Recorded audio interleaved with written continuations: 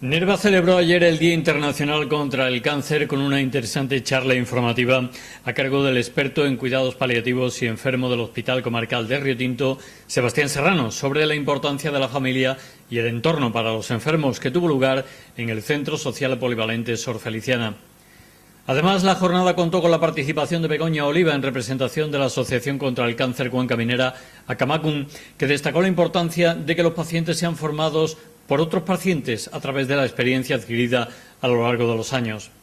La concejala de Igualdad y Bienestar Social del Ayuntamiento de Nerva, Lola Ballester, fue la persona encargada de abrir la jornada, dando la bienvenida a todos los participantes y asumiendo la responsabilidad de la Administración local en la organización, colaboración y difusión de este tipo de eventos. Bueno, pues buenas tardes a todos y a todas y daros la bienvenida en este día de hoy, que como todos sabéis es el Día contra el Cáncer.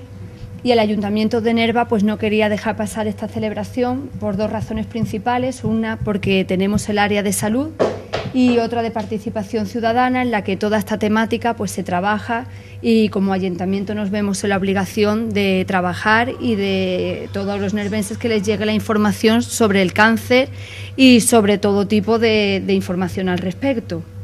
En primer lugar, pues quería agradecer a Sebastián Serrano, que hoy está aquí para darnos la charla, y al mismo tiempo pues hablar un poquillo de su trayectoria.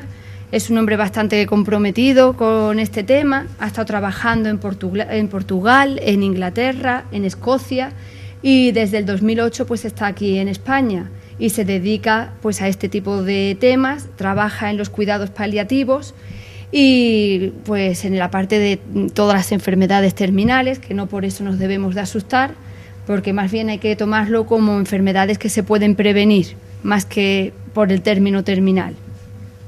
Por otro lado, también agradecer a Begoña que esté una vez más aquí con nosotros. Ya hace varios años tuvimos la oportunidad de trabajar con ella también en un día como este, a través de su asociación ACAMACUM, y hoy pues he tenido el placer de reencontrarme con ella y ver que sigue comprometida con este tipo de temática, ya que me han estado comentando que trabaja en la escuela de pacientes y se trata de formar unos pacientes, enseñan a otros. Me imagino que pues por su experiencia de lo que ha ido viviendo y que puede transmitir pues muchas cosas positivas. Entonces también agradecerle que hoy estés aquí con nosotros.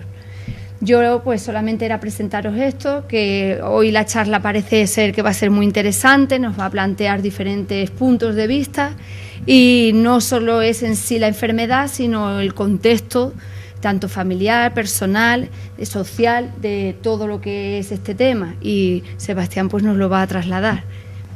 Sí, por favor. Buenas tardes y primero que nada agradeceros la asistencia, porque la tarde además está para quedarse en casa, así que el hecho de que estéis aquí supone ya una motivación que yo espero poder cubrir las expectativas que traéis. Antes de empezar, a mí me gustaría agradecer la invitación.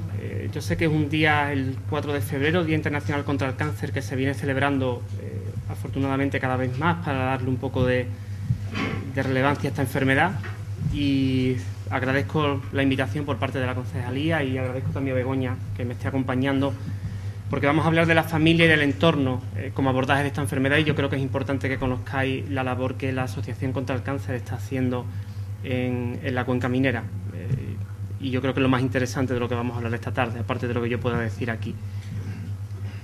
Yo vengo esta tarde y me gustaría, antes de empezar, decir que estoy aquí hablando del cáncer, pero posiblemente no soy ni la persona más autorizada para hacerlo. Yo creo que en el área de gestión sanitaria posiblemente encontraréis profesionales que tengan mucha más autoridad que yo para hablar de esta enfermedad.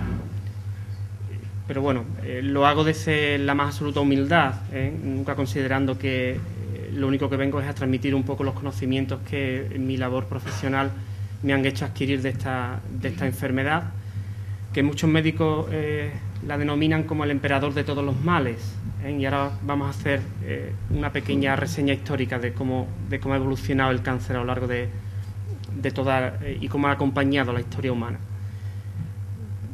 Más o menos vamos a dividir la charla para no hacerla demasiado tediosa, porque yo creo que más de 20 minutos hablando, más de 30 minutos hablando una persona, a partir de ahí ya todo se convierte en aburrido. Entonces vamos a intentar que esto no sea demasiado largo. Hay una primera parte en lo que vamos a ver, vamos a intentar ver una perspectiva histórica de cómo ha evolucionado la enfermedad del cáncer. Después vamos a intentar, aprovechando que el lema del Día Mundial contra el Cáncer 2014 es deshaciendo mitos, vamos a intentar hablar de algunas leyendas y de algunos mitos que hay sobre esta enfermedad para que algunas ideas al menos estén claras. Después vamos a hablar de cuál es la realidad del cáncer en nuestra comarca y Begoña tendrá la oportunidad luego de explicaros y de comentaros en qué asociación trabaja, qué trabajo hace y cómo lo hace. Entonces, más o menos, esa va a ser la estructura de la sala. No sé si se ve bien la proyección. Sí, ¿no?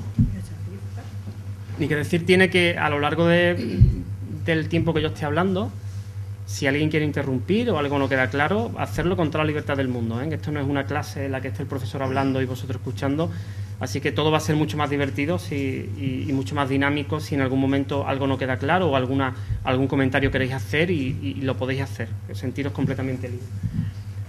Para dar una pequeña visión histórica de cómo el cáncer nos ha acompañado, lamentablemente en la historia de la humanidad, no me voy a poner a dar datos históricos, lo que he hecho ha sido colocar lo que podía ser una paciente, en este caso he cogido a María, porque es una señora que tiene un diagnóstico de cáncer de mama y vamos a hacer un viaje con esta paciente desde la antigüedad hasta nuestros días y viendo en cada momento qué ha ocurrido y qué ha cambiado respecto al tratamiento que ese cáncer podía tener, ¿eh?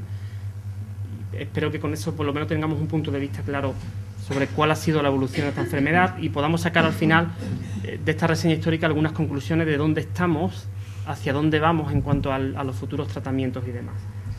Bueno, imaginaros que María vivió en el 2500 a.C. en Egipto, porque es justamente allí donde tenemos el primer registro de un diagnóstico de cáncer. Un señor que podría ser el médico de aquel imperio, o uno de ellos, llamado Imhotep, resulta que dejó escrito en jeroglífico, dejó descrito una enfermedad que él describía como una masa abultada en el pecho, como tocar una bola de vendas. Es la primera descripción que tenemos de una enfermedad que puede ser y que posiblemente se refería a un tumor en el pecho.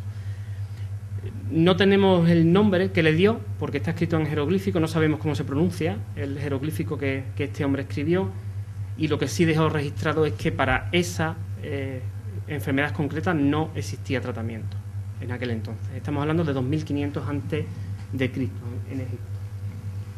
Damos un salto hasta el 500 a.C. porque en el Imperio Persa hubo una reina llamada Atosa que dejó registrado la primera indicación que vio ante un tumor también en la mama.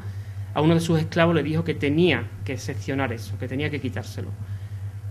Parece ser que es el primer registro que tenemos de una mastectomía o algo parecido. El problema es que pues probablemente esta señora acabó falleciendo de la intervención, no del tumor ese, ¿eh?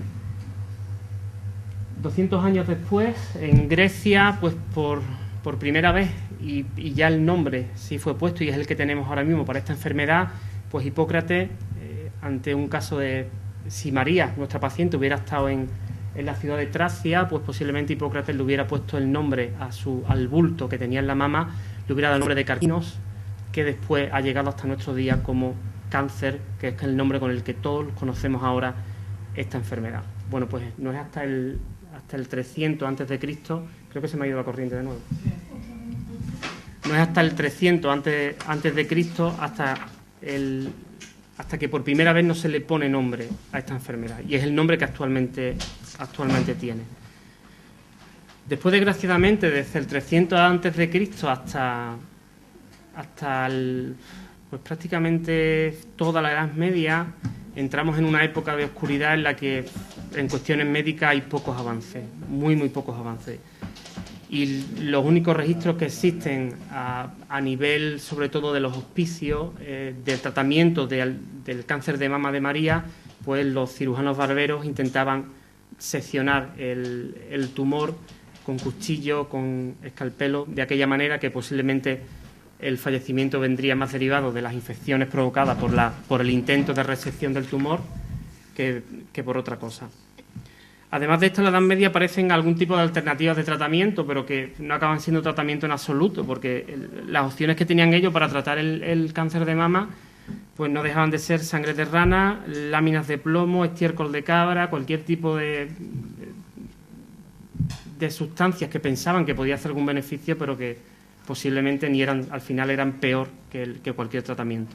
Estamos en plena Edad Media, ¿eh? Pero estamos cubriendo esta enfermedad vemos que desde el 2500 a.C.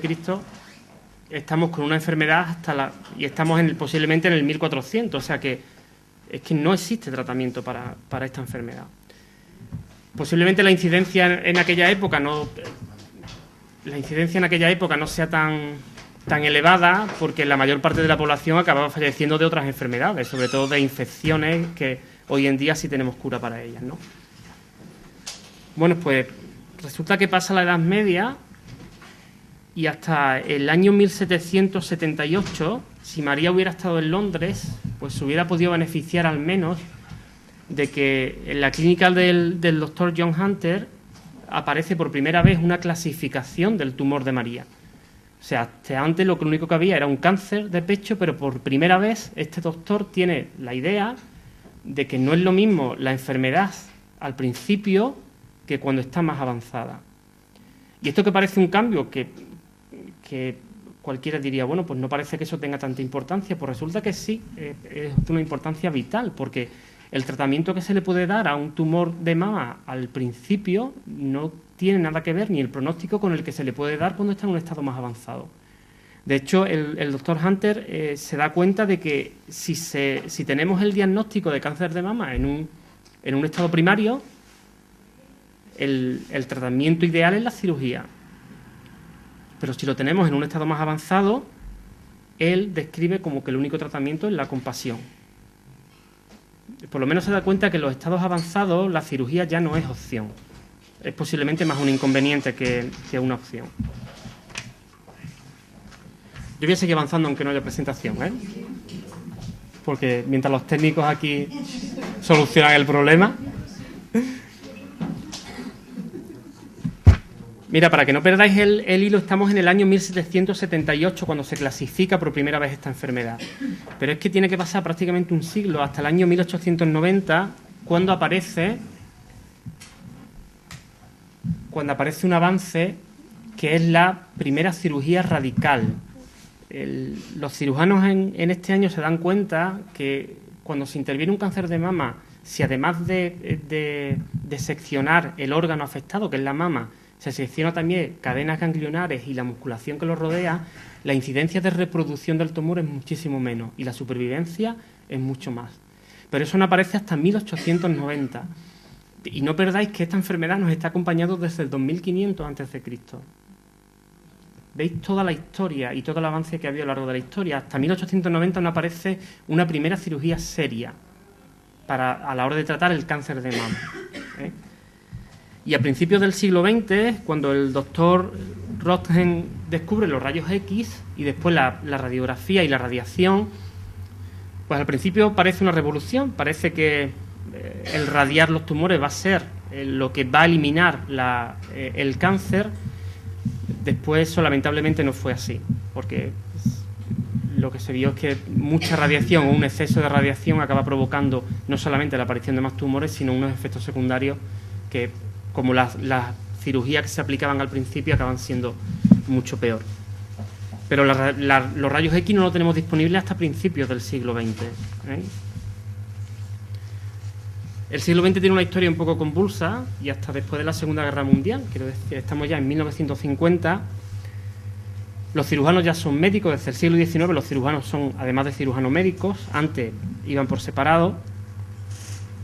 Y en 1950 los cirujanos aprenden que si además de la cirugía radical que se aplica a los tumores de mama, si después de eso se combina con radioterapia, resulta que el índice de reproducción del tumor vuelve a disminuir todavía mucho más.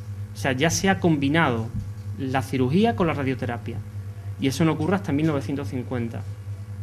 Y vuelvo a repetir, el primer caso de cáncer de mama es del 2500 a.C. y hasta 1950 no empezamos a tener algunos resultados.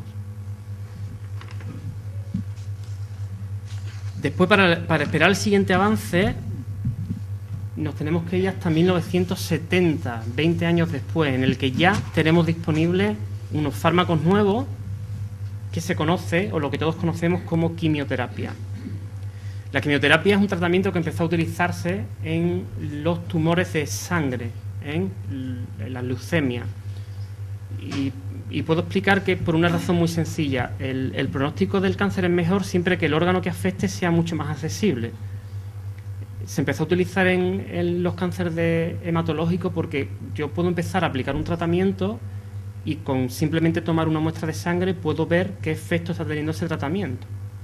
No tengo que entrar a ver ningún órgano.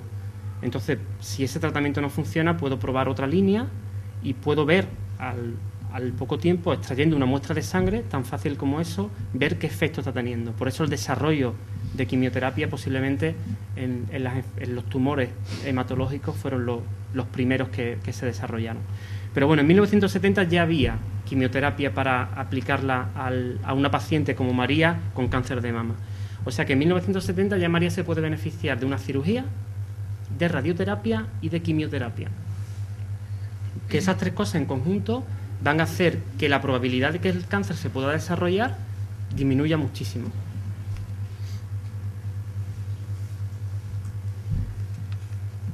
Además de todo esto, en 1970 aparece también, siguiendo las investigaciones, que en aquellos tumores de mama que son positivos para una hormona, para el estrógeno, si aplicamos un medicamento que me anule esa hormona, el pronóstico es todavía mejor.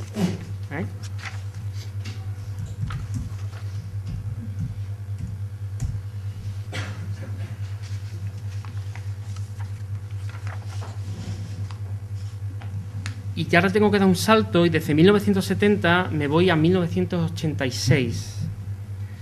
Porque en 1986 a todo este tratamiento que ya tenemos, que es cirugía, radioterapia y quimioterapia, se les suma los avances que tenemos en genética.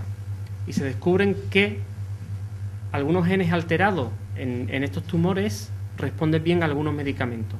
No voy a entrar en los términos científicos de estos genes, pero bueno, la investigación genética aportan un factor más a tratar, con lo cual se pueden aplicar, además se pueden añadir tratamientos para aquellos tumores que son receptivos a estos genes. Permitidme buscar la presentación un instante, ¿vale?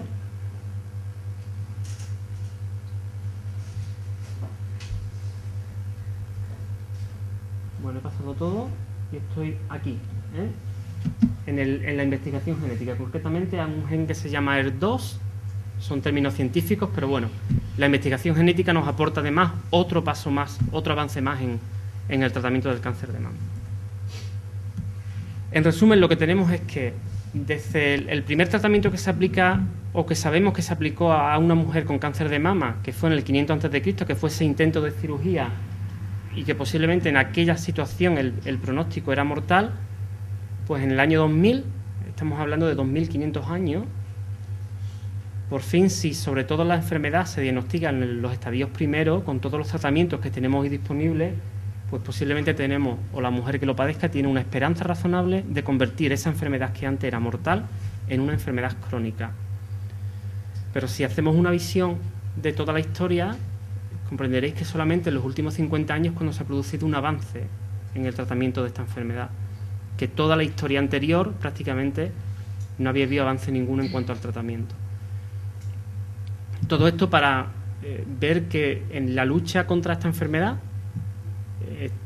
prácticamente estamos empezando. Somos nuevos. Acabamos de tener herramientas para combatirla. He puesto el ejemplo del cáncer de mama, que es uno de los cánceres que mejor pronóstico tiene. Básicamente porque es un órgano que está fácilmente accesible y la alarma se puede dar en un estado precoz cuando hay un buen hábito de exploración, y gracias a los tratamientos que tenemos, pues prácticamente el 80% de las mujeres pueden tener una razonable esperanza de seguir adelante. Yo creo que no hay que olvidarse tampoco del otro 20%, porque las estadísticas pueden ser muy frías. Un 20% de estadística es una estadística alta y sigue siendo una estadística alta. porque si de cada 100 mujeres 80 sí sobreviven y se convierte esto en una enfermedad crónica, pero hay 20 mujeres que no lo hacen, sigue siendo alto. Pero estamos empezando a luchar contra esta enfermedad. Llevamos prácticamente, solamente en los últimos 50 años hemos conseguido avanzar algo, con lo cual yo creo que sería justo que mantuviéramos algunas esperanzas en cuanto al futuro. En la lucha contra el cáncer, bueno, no he hablado de otro tipo de cáncer, ¿no? Pero lamentablemente tenemos otro tipo de tumores porque afectan a órganos mucho más difíciles de llegar, que cuando se diagnostican están en un estado más avanzado. No podemos hablar de que se haya avanzado tanto, ¿eh? Si María, la paciente que tiene un cáncer de mama, tuviera un cáncer de páncreas, pues posiblemente el pronóstico de María hace 2.500 años sería casi igual que el que tendría ahora, ¿eh? En ese aspecto, y algunos tipos de tumores se ha avanzado bastante menos. Hombre, la buena noticia es que no serían los tratamientos los mismos para alguien con un tumor de páncreas hace 2.500 años que ahora, ¿no? Hace 2.500 años pocos remedios tendrían, y posiblemente el sufrimiento de una persona con ese tumor sería mucho más que el que tendría ahora, ¿eh? Que no exista un tratamiento que quiera curar la enfermedad no significa que no haya tratamientos que vayan a o intentar controlarla o mejorar, o evidentemente hacer que todo sea mucho más leve. El título de la charla de hoy era la importancia de la familia y del entorno en la lucha contra el cáncer. Yo creo que la labor de investigación que hacen los científicos es una labor muy importante y que tienen que seguir haciéndola porque es lo que nos va a permitir seguir luchando.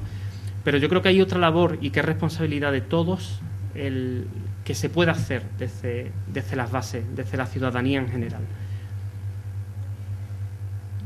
Hay muchos frentes contra los que se pueden tratar al cáncer, y no solamente desde el frente científico, porque yo creo que el apoyo a aquellos de nosotros que nos veamos afectados por una enfermedad tumoral, por un cáncer de nuestra sociedad, es imprescindible para que posiblemente a lo mejor no nosotros, pero sí futuras generaciones se vean beneficiadas y puedan, en algún momento, yo tengo la esperanza de que cada vez se vaya venciendo más a esta enfermedad, que igual que ha pasado con el cáncer de mama, podamos tener tratamientos y podamos hacer que personas que ahora se nos van con otro tipo de tumores puedan sobrevivir en futuras generaciones posiblemente, ¿eh?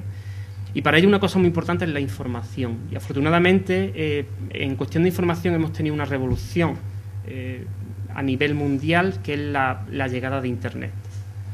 Internet ha puesto en casa de todos una cantidad de información que antes teníamos que desplazarnos a grandes bibliotecas para tener acceso a ella, y bueno, eso tiene sus ventajas y sus inconvenientes, ¿no? Porque no toda la información que está en Internet es información fiable o es información adecuada a lo que necesitamos, pero sí hay sitios que están bien formados. De hecho, aquí en Andalucía tenemos uno, ¿eh? En todo lo que se refiere a información sobre cáncer.